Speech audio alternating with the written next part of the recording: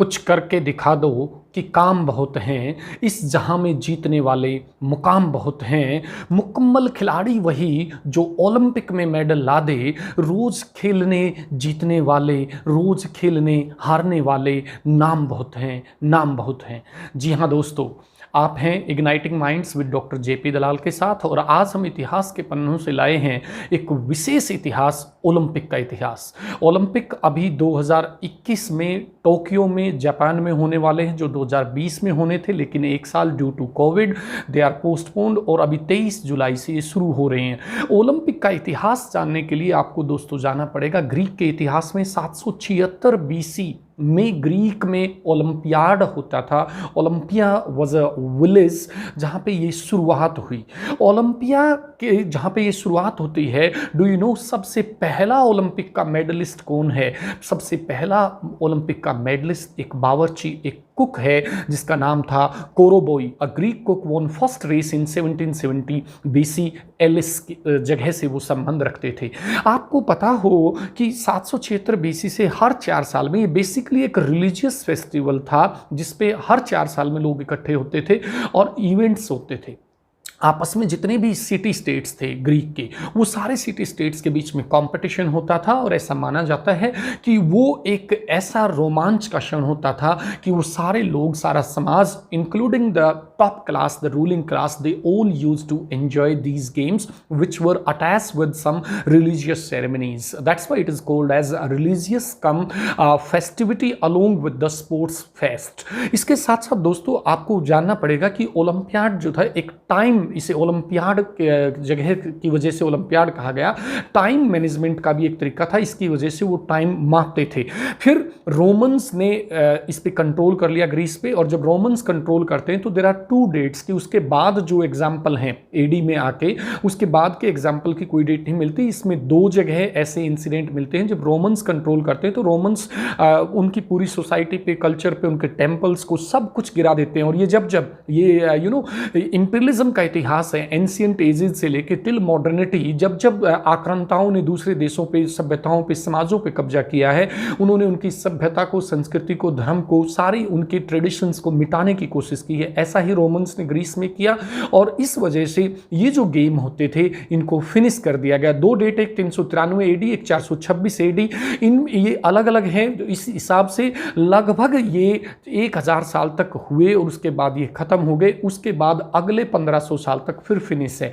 Medieval as जाती है, then modernity आती है, और फाइनली ब्रिटेन और फ्रांस 1600 से लेके लगभग 1850 तक, 250 सालों तक अलग अलग जगह पे अलग अलग आयोजन होते हैं, जो similar too early Olympiad games कह सकते हैं आप, लेकिन it was on a very small level, short level. 1850 से 1890 के बीच में बहुत सारी वार्ताएं, बहुत सारी कमेटी बनती हैं। फाइनली 1894 में यूनिवर्सिटी ऑफ पेरिस में एक सम्मेलन होता है, जिसमें ये डिसाइड किया जाता है, Baron PD Coubertin, IOC International Olympic Committee का आयोजन होता है। 1896 में मॉडर्न ओलंपिक गेम शुरू होते हैं, फिर से ग्रीस में, एथेंस में, वहाँ से शुरुआत की जाती है।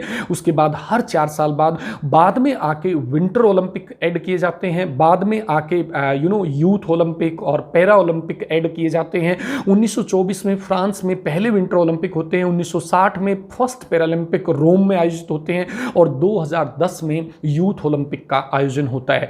दोस्तों, डियर ऑडियंस, आपको खेल का इतिहास ये एक ऐसा रोमांच है, ये एक ऐसा स्टेज है जहां पे पूरी सभ्यता, पूरी मानव जात एक हो जाती है। और आज अगर हम पहले उससे तुलना करें कि जो मॉडर्न टाइम में 1896 में जो गेम होते हैं, उससे अगर हम तुलना करेंगे तो आप पाएंगे कि अब जो 1896 में 14 देश भाग लेते हैं, 241 एथलीट्स, 43 कॉम्पिटिशन्स होते हैं। और अगर अभी हम 2016 की बात करें तो 207 कंट्री ने 11,200 कॉम्पिटिशन्स में पार्टिसिपेट किया। मींस 207 कंट्री आज के टाइम पार्टिसिपेट करते हैं। आपने देखा 2008 में बीजिंग में ओलंपिक हुए, जो कि बहुत महंगे ओलंपिक बताए जाते हैं। उसके बाद 2012 में लंदन में ओलंपिक होते हैं, जहां पे इंडिया का स्कोर बेस्ट रहता है, 6 मेडल आते हैं। 2016 में रियो में हुए, और 2020 में टोक्यो में होने हैं। और इसका अगला अगला वेन्यू 2024 भी दोस्तों डिसाइडेड है। 2024 में फ्रांस में होंगे और 2028 में लॉस एंजल्स में होंगे, अमेरिका में होंगे। मींस ये सारे गेमों का वेन्यू पहले से डिसाइड हो जाता है। इसके साथ साथ ओलंपिक का जो आपने फ्लैग देखा होगा उसमें 5 रिंग बने हुए हैं। वो जो पांचों रिंग है वो 5 कंटिनेंट्स को रिफ्लेक्ट करते हैं। और दोस्तों ये आसान नहीं है, ओलंपिक तक जाना, ओलंपिक में मेडल लाना, ये बहुत बड़ी बात होती है। और स्पोर्ट्स पर्सन के लिए इन जनरल मैं कहना चाहूँगा कि यूं ही नहीं मिलती ये शोहरत, ये शान। काबिल तारीफ होने के लिए वाकिफ तकलीफ होना पड़ता है। जी हाँ दोस्तों, आप कितनी ही स्टोरीज, सक्सेस स्टोरीज पढ़ लें, ओलंपियन जो है वो they are made of steel, they are really different persons, their hard work, their dedication, their continuous efforts are unparalleled, they are real heroes of the society, of the nation, and they are representing this planet. Definitely they are the strongest person in the world, and that's why they prove their mettle in this particular field.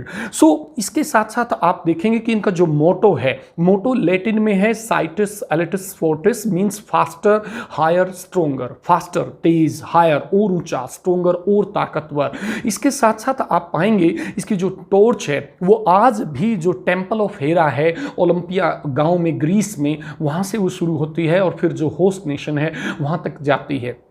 इसका जो commercial angle हुआ 1936 में पहली बार Olympic को TV पे लाया गया, 1968 में कलर टीवी लाया गया और बाद में 1980s में इसने सारी दुनिया के रिकॉर्ड तोड़ दिए। पिछले 20-30 साल में जो ओलंपिक जो होते हैं, इसके जो टीवी राइट्स हैं वो इतने हैवी जाते हैं और इसका जो व्यूअरशिप है वो दुनिया में इसका कोई पैरेलल, कोई कंपैरिजन नहीं है।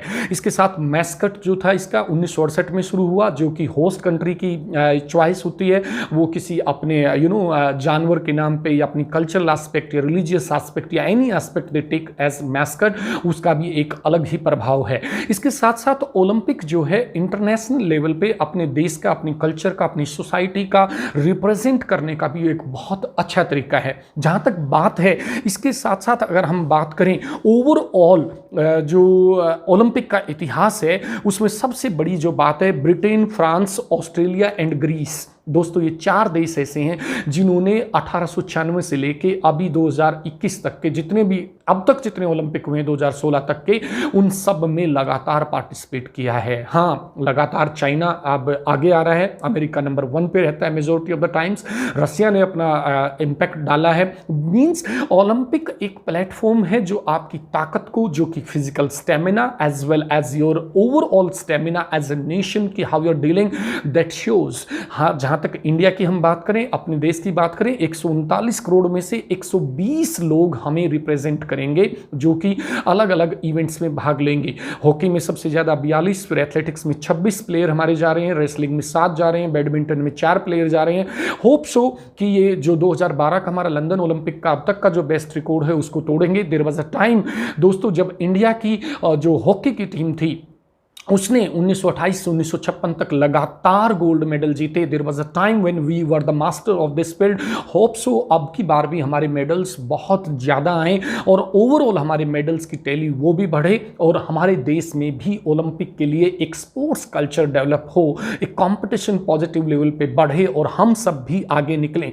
दोस्तों ये इस वजह से भी खास है कि इन 120 प्लेयर्स में से एक प्लेयर मेरे अपने गाँव छारा से 86 kg वेट में रेसलिंग में दीपक कुमार पार्टिसिपेट कर रहा है। ना केवल दीपक के लिए बल्कि सब के लिए हम विश करें कि वो बहुत अच्छा अपना बेस्ट परफॉर्मेंस दे और वो किसी भी रूप में मेडल ज्यादा से ज्यादा लेके आए, सो दैट हमारी youth generation they should also get some inspiration. Last but not the least, मैं अपने सभी प्लेयर्स को, पार्टिसिपेंट्स को ये जरूर कहना चाहूंगा कि विकल्प बहुत मिलेंगे मार्ग से भटकाने के लिए, लेकिन संकल्प एक ही काफी है मेडल तक पहुंचाने के लिए, मेडल तक पहुंचाने के लिए। Thank you.